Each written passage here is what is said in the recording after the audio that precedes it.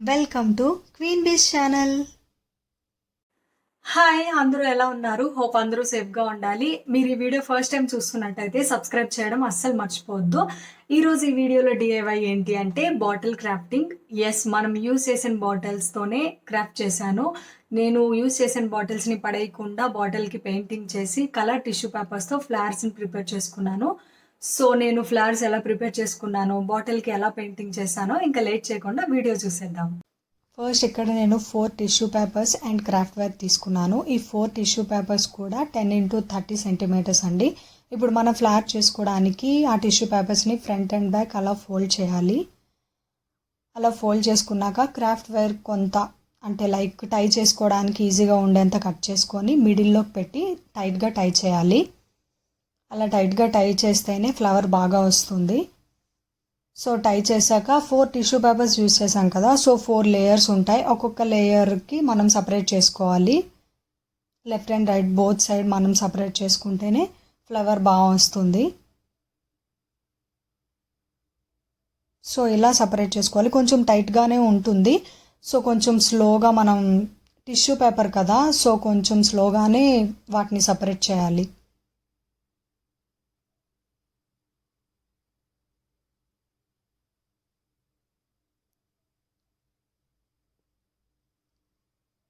So ఇలా prepare చేసుకున్నాక craft wear అంత సైజు ఉండేలాగా చూసుకోండి. సో ఇలా ప్రిపేర్ చేశాక ఒకసారి గట్టిగా ప్రెస్ చేసుకోవాలి. ఇలా నేను 4 ఫ్లవర్స్ని రెడీ చేసుకున్నా. ఇప్పుడు ఈ 4 ఫ్లవర్స్ యూస్ చేసి ఒక పెద్ద ఫ్లవర్గా చేసుకుంటున్నాను.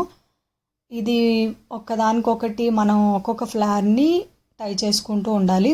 4 ఒకేసారి చేయలేము, సో ఒక్కొక్కటిగా చేసుకోవాలి.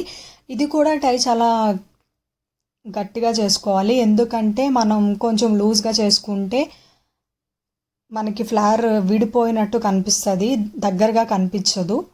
సో 4 అలా టైట్గా టై చేసుకోవాలి. సో ఇంకొకసారి ప్రెస్ చేసుకొని ఎక్స్ట్రా ఏమైనా పెటల్స్ లాగా కనిపిస్తే మనం వాటిని సిజర్తో కట్ చేసుకోవచ్చు, షేపింగ్ చేసుకోవచ్చు. సో షేపింగ్ అయ్యాక లుక్ ఎలా ఉంది. సో నేను 4 ఫ్లవర్స్ని రెడీ చేసుకున్నాను నచ్చిన కలర్స్తో.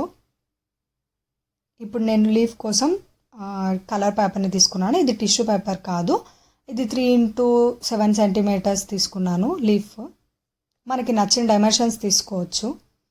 ఇప్పుడు ఇంకొక స్టెమ్ కోసం నేను ఎల్లో కలర్ పేపర్ని తీసుకొని అలా ఫోల్డ్ చేసి ఫెవిస్టిక్తో స్టిక్ చేసేసాను. అలా 4 స్టెమ్స్ని నేను రెడీ చేసుకున్నా. సో ఇప్పుడు ఫైనల్గా ఈ ఫ్లవర్కి స్టెమ్ పెట్టేసి ఇంకా లీఫ్ కూడా స్టిక్ చేసేస్తున్నాం. సో ఫెవిస్టిక్తో పెట్టేశాక లుక్ ఇలా ఉంటుంది. 4 ఫ్లవర్స్ రెడీ అయిపోయాయి.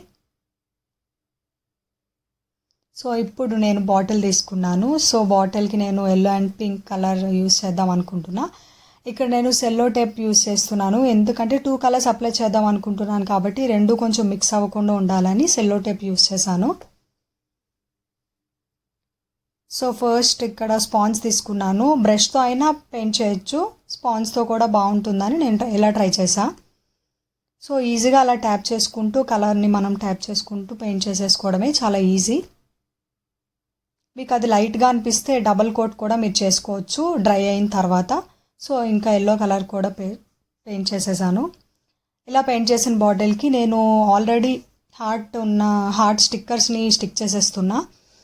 ఇది పెయింట్ మీద సరిగా స్టిక్ అవ్వవు, సో మళ్ళీ అక్కడ గ్లూతో మనం స్టిక్ చేసుకోవచ్చు ఇన్ కేస్ సరిగా స్టిక్ కాకపోతే.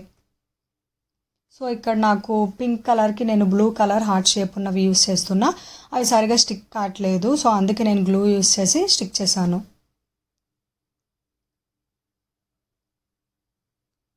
సో ఇలా స్టిక్ చేసిన తర్వాత ఫైనల్ లుక్ ఇలా ఉంది. ఎల్లో అండ్ పింక్కి red and blue heart shape use చేశాను. సో ఫైనల్ లుక్ చాలా చాలా బాగుంది. ఫ్లవర్స్ని కూడా ప్లేస్ చేసేసా.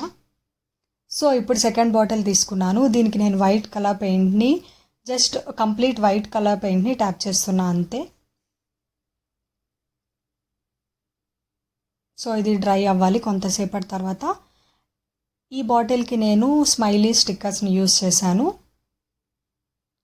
స్మైలీ స్టిక్కర్స్ కూడా మీకు సరిగా స్టిక్ అవ్వలేదు అనుకుంటే మీరు గ్లూ యూస్ చేసి స్టిక్ చేయొచ్చు, గ్లూ ఆర్ ఫెవిస్టిక్ ఏదైనా. సో బాటిల్ అంతా నేను అలా స్మైలీ స్టిక్కర్స్ని ప్లేస్ చేసేసా. అక్కడక్కడ గ్యాప్స్ ఉన్నాయి కదా, ఆ గ్యాప్స్ని ఫిల్ చేయడానికి నేను వైట్ కలర్ కాబట్టి ఇంకా నచ్చిన హార్ట్ షేప్ ఉన్న స్టిక్కర్స్ని స్టిక్ చేశాను. పర్టికులర్ కలర్ కాకుండా మిక్స్డ్ కలర్స్ హార్ట్ షేప్ ఉన్నవి స్టిక్ చేసుకున్నాను. సో ఫైనల్ లుక్ ఇలా ఉంది కంప్లీట్గా డ్రై అయిన తర్వాత. చాలా చాలా బాగుంది. ఫ్లవర్స్ని కూడా ప్లేస్ చేసేసాను. సో ఫైనల్ లుక్ చూడండి. రెండు చాలా ఈజీ అండ్ సింపుల్, లుకింగ్ కూడా చాలా బాగుంది.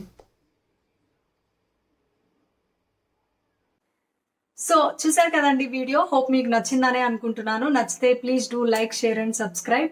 నెక్స్ట్ ఇంకొక DIY తో మీట్ అవుదాం. అంతవరకు టేక్ కేర్.